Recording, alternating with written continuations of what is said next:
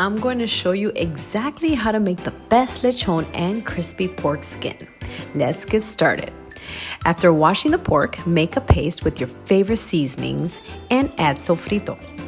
I'm going to slice the skin carefully, leaving only one side attached to the meat.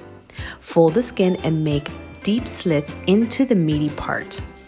Add fresh minced garlic to the paste and mix well.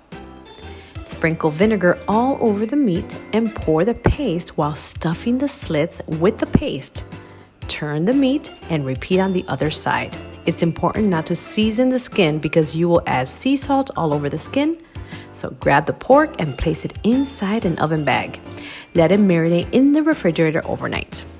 Roast in the oven for 6 hours. Remove the pork from the oven and remove the plastic bag as well.